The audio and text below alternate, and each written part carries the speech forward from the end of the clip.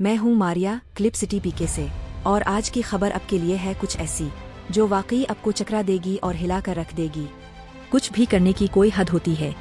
इतने दिन जनता को बेवकूफ बनाने वाला टिकटॉकर काशिफ जमीर आज पकड़ा गया।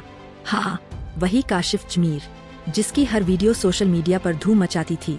आज वह समय आया कि उसका सोना नकली साबित हुआ, और वही सोना जिसे वह असली साबित करने के लिए 10 लाख रुपए की शर्त लगा चुका था, वह शर्त भी हार गया।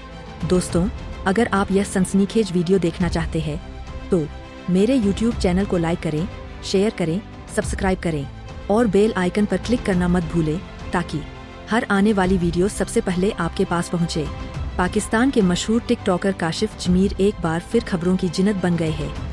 लाइव टीवी शो के दौरान उस वक्त हैरान कर देने वाली स्थिति पैदा हुई जब होस्ट ने काशिफ जमीर के तहलका खेज दावों पर सवाल उठाया।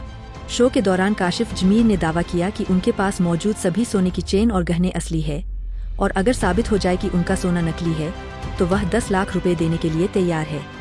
होस्ट ने इस चैलेंज को गंभीरता से लेते हुए तुरंत प्रोग्राम में एक विशेषज्ञ ज्वेलर को बुला लिया।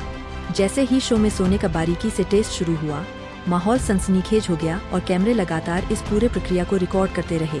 टेस्ट पूरा होने के बाद ज्वेलर ने बताया कि काशिफ जमीर का सोना असली नहीं है, बल्कि पूरी तरह से नकली है। नतीजे के ऐलान ने न केवल शो के सभी प्रतिभागियों को चौंका दिया, बल्कि सोशल मीडिया पर भी तहलका मचा दिया। शर्त के अनुसार काशिफ जमीर को मौके पर ही 10 लाख रुपए हारने पड़े। शो के दौरान उनके बदलते हुए इमोशंस की वीडियो भी तेजी से वायरल हो गई है।